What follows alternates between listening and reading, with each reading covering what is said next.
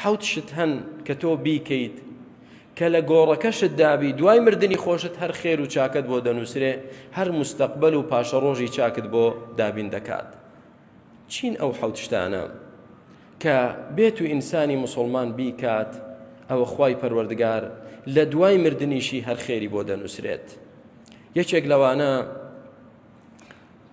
علمێک نەشری کردبێت، بڵاوکردنەوەی علم، ئەو مەصحەفەن وەڕەثە، قورئانی داناوە، کتێبی بە سوودی داناوە، لە دوای خۆی خەڵک دەیخوێنێتەوە سوودی لێ دەبینێ.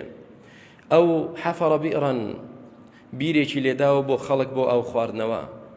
ئەو ئەجڕا نەهڕەن، یا وەکو ڕووبارێکی بەلایەکدا بە منطقەیەکدا هێنا بۆ ئەوەی زرعاتی خەڵک ئاو بدرێت و ئیستیفادەی لێ بکرێ.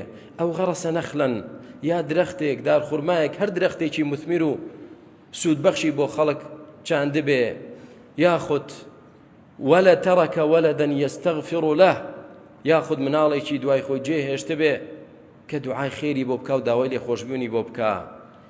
ئەو بەنا مەسجیدە، یاخود مزگەوتێکی کردبێ یا بەشداری کردبێ لە دروستکردنی مزگەوتێکدا، یاخود سەدەقەیەکی جاریە جێهێشتە بێ.